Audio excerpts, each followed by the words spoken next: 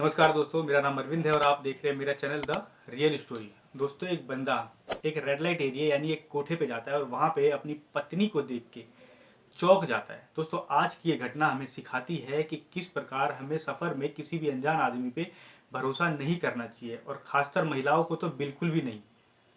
नहीं तो परिणाम कितना भयानक हो सकता है। दोस्तों, ये कहानी स्टार्ट होती है कर्नाटक के बेंगलुरु से, जहाँ पे एक साहिल नाम का लड़का रहता था और उसकी नई नई शादी हुई थी। शादी को सिर्फ 2-3 महीने ही बीते थे। साहिल एक एमएनसी में काम करता था। एक दिन साहिल की कंपनी उससे कहती है कि तुम्हें एक प्रोजेक्ट के लिए मुंबई शिफ्ट होना पड़ेगा।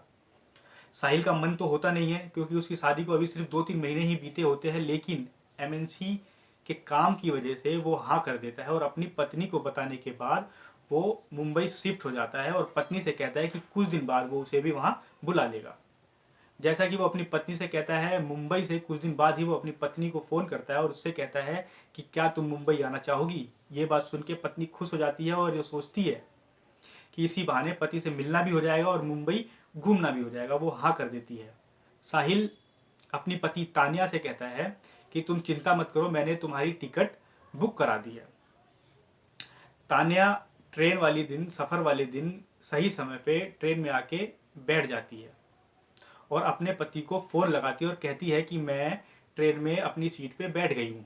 पति उसे सलाह देता है कि वो किसी भी अनजान आदमी से ज़्यादा बातचीत ना करे, उसकी दी हुई किसी भी चीज़ को ना ले और घबराए बिल्कुल भी नहीं, क्योंकि वो मुंबई में स्टेशन पे उसका इंतज़ार करेगा। और कह के फ़ोन काट देता है। तानिया के सामने वाली सीट पे 2 आदमी बैठे होते हैं और देखने में दोनों एक दूसरे से ही अनजान लग रहे होते हैं। ट्रेन चालू हो जाती है, सफ़र चालू हो जाता है और वो तानिया के सामने ही वो दोनों आदमी एक दूसरे से जान पहचान बनाने लग जाते हैं। देखते ही देखते वो दोनों आदमी एक दूसरे से अच्छी जान पहचान बना लेते हैं और एक दूसरे से सामान भी शेयर करने लग जाते हैं। तानिया बार बार अपने पति से बात कर रही होती है, उसे बता रही होती है कि अभी वो यहाँ पहुँच गई है, अभी वो यहाँ पहुँच गई है। ये बात देख के उनमें से एक आदमी बोलता है कि बहन जी, लगता है आप मुंबई पहली बार जा रही हैं। तानिया खुश होकर बताती है कि जी हाँ, मुंबई में पहली बार जा रही हूँ, वहाँ मेरे पति काम करते हैं। अब वो दोनों आदमी तानिया से बोलते हैं कि बहन जी, हम भी मुंबई ही जा रहे हैं, घबराने वाली बिल्कुल भी बात नहीं है। अगर आपको कोई परेशानी होती है तो आप हमें बता सकती हैं। सफ़र चलने लग जाता है। इसी बीच में वो दोनों आदमी तानिया को खाने के लिए चिप्स ऑफर करते हैं। तानिया को अपने पति की बात याद होती है और वो तुरंत ही चिप्स के लिए मना कर देती है। सफ़र 15-20 घंटे का सफ़र होता है, सफ़र काफ़ी लंबा होता है, तो नॉर्मली आपस में इनकी बात चलने लग जाती है। तानिया अपने खाने के लिए कुछ सामान निकालती है तो देखती है कि वो दोनों भी उस सामान को देख रहे होते हैं, तो मानवता के आधार पर तानिया भी उनसे उस चीज़ के बारे में पूछ लेती है और उन्हें कहती है कि भाई साहब, क्या आप भी ये लेंगे। वो दोनों फट से उस सामान को लेके खा लेते हैं। अब तानिया और उन दोनों आदमियों में बातचीत होने लग जाती है। मुंबई से करीब 100-150 किलोमीटर दूर तानिया की ट्रेन होती है और तानिया अपने पति को फ़ोन करके बोलती है कि साहिल, मैं थोड़ी ही देर में मुंबई पहुंचने वाली हूं। तो साहिल उससे कहता है कि तुम घबराना मत, मैं स्टेशन पे पहले से ही तुम्हारा इंतज़ार करूंगा। अब वो 2 आदमी जो तानिया के सामने वाली सीट पे बैठे होते हैं, वो तानिया से पूछते हैं कि बहन जी, क्या आप चाय पियेंगी। तानिया मना कर देती है, लेकिन फिर भी वो 2 चाय की बजाय 3 चाय मंगा लेते हैं और तानिया से फिर बोलते हैं कि बहन जी, हमने 2 चाय की जगह 3 चाय मंगा ली है, प्लीज़ आप इस चाय को पी लीजिए। और ये कह के वो दोनों अपनी चाय पीने लग जाते हैं। अब सफ़र इतना लंबा होता है, बातचीत हो गई होती है, तानिया को उन पर थोड़ा थोड़ा भरोसा हो जाता है, तो उनकी दी हुई चाय को पी लेती है। थोड़ी ही देर बाद तानिया बेहोश होने लग जाती है और जब उसे होश आता है तो वो देखती है कि वो एक कार के अंदर है और कार बहुत तेज़ी से चले जा रही है, जिसमें वो दोनों ही आदमी बैठे होते हैं जो सामने वाली सीट पे थे और एक अनजान बंदा होता है जो उस गाड़ी को तेज़ी से चला रहा होता है। तानिया को अभी भी पूरी तरह से होश आया नहीं होता है। वो दोनों तानिया को एक रेड लाइट एरिया में कोठे पे ले जाते हैं और वहाँ ले जाके उसे कोठे पे 45,000 रुपये में बेच देते हैं। कोठे पे तानिया को एक कमरे में बंद कर दिया जाता है और उसके मुंह पे कपड़ा बांध दिया जाता है, ताकि जब वो चिल्लाए तो उसकी आवाज़ ज़्यादा बाहर ना निकले। उधर तानिया का पति साहिल परेशान हो जाता है क्योंकि पत्नी अब तक नहीं आई होती है।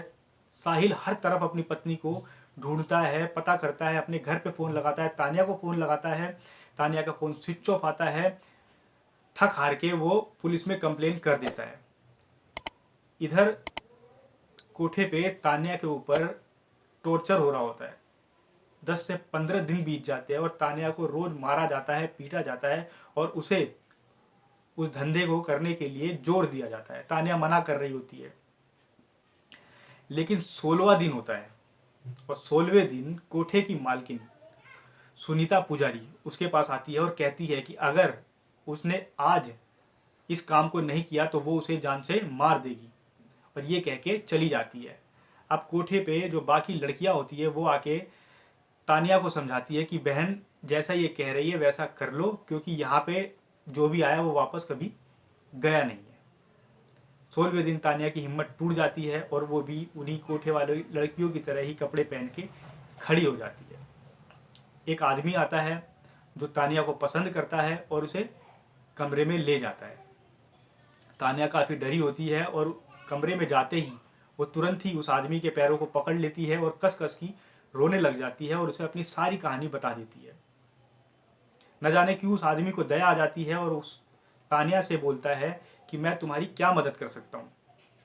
तानिया उससे कहती है कि मेरे को मेरे पति से एक बारी बात करवा दो, और तानिया अपने पति को यानी साहिल को फ़ोन लगाती है और रोने लग जाती है। उसकी आवाज़ सुनते ही साहिल बेचैन हो जाता है और उससे पूछता है कि तानिया तुम कहाँ हो। तानिया बताती है कि मुझे नहीं पता मैं कहाँ हूँ, लेकिन मैं एक रेड लाइट एरिया में हूँ, प्लीज़ मुझे बचा लो। लेकिन वो उसे उस जगह के बारे में सही से बता नहीं पाती है। तो वो उस आदमी से जो उस कमरे में उसके साथ होता है उससे रिक्वेस्ट करती है कि वो उसके पति को उस जगह के बारे में बताए। तो वो आदमी साहिल को उस जगह उस कमरे के बारे में बताता है और फ़ोन काट देता है। साहिल को अब इस बारे में पता चल जाता है कि उसकी पत्नी किस जगह है। तो वो दिमाग में सोचता है कि क्या वो पुलिस वाले को बुलाए, और साथ ही साथ ये सोचता है कि अगर वो पुलिस वाले को लेके गया तो नीचे देखते ही वो हो सकता है कि तानिया को कहीं छुपा दे या उसे नुकसान पहुंचा सकते हैं। इसीलिए वो खुद अकेले जाने का निर्णय करता है और वो अकेले वहां पे ग्राहक बन के पहुंच जाता है। कोठे पे जाने के बाद वो सभी लड़कियों को जानबूझ के रिजेक्ट करता चला जाता है जब तक उसे तानिया नहीं दिख जाती। जैसे ही वो तानिया को देखता है वो तुरंत ही कहता है कि मुझे यही लड़की चाहिए, और उस लड़की को यानी अपनी पत्नी तानिया को लेके वो कमरे में चला जाता है। कमरे में पहुंचने के बाद दोनों एक दूसरे से गले लग के काफ़ी रोते हैं और वो अपनी पत्नी से पूछता है कि तुम यहाँ कैसे पहुंची, और तानिया उसे अपनी सारी आप बीती रो रो के बता देती है। साहिल कहता है कि रो मत, अब मैं तुम्हारे पास आ गया हूँ, हम कोई तरकीब लगा के यहाँ से निकल जाएंगे। अगर ये लोग जान गए कि हम पति पत्नी हैं तो हमें यहाँ जान से मार देंगे। वो वहीं से पुलिस में फ़ोन लगाता है और अपनी सारी कहानी पुलिस कंट्रोल रूम को बता देता है। पुलिस इस चीज़ में बहुत अच्छा काम करती है और वो तुरंत ही एक्शन लेती है और एक भारी पुलिस दल लेके उस कोठे पे पहुंच जाती है और वो कोठे की पूरी तरह से छानबीन कर देती है, जिसमें साहिल और तानिया मिल जाते हैं। वो उन्हें वहाँ से बचा लेती है और साथ ही साथ पुलिस और भी कई मासूम लड़कियों को वहाँ से निकालती है। इसके अलावा पुलिस कोठे की 2 मालकिन होती है, जिसमें से एक का नाम होता है सुनीता पुजारी, इनको पकड़ लेती है और इनके थ्रू उन दोनों को भी पकड़ लेती है जो तानिया को यहाँ पे बेच के गए थे। दरअसल ये बंदे ऐसे ही बस स्टैंड, रेलवे स्टेशन पे खड़े होते हैं और मासूम लड़कियों को बहला फुसला के ऐसी जगहों पे बेच देते हैं। दोस्तों, इस कहानी को सुनाने का मतलब सिर्फ इतना है कि कभी भी सफ़र में किसी भी अनजान आदमी पे कभी भी भरोसा मत करिए, बेशक वो आपसे कितनी ही चिकनी चुपड़ी बातें क्यों ना करे। अगर आप थोड़ी सी भी गलती करते हैं तो हो सकता है कि तानिया की तरह ही अंजाम दूसरे आदमी का भी हो। इसीलिए सावधान रहिए। मिलते हैं किसी और दिन किसी और कहानी में। तब तक के लिए नमस्कार।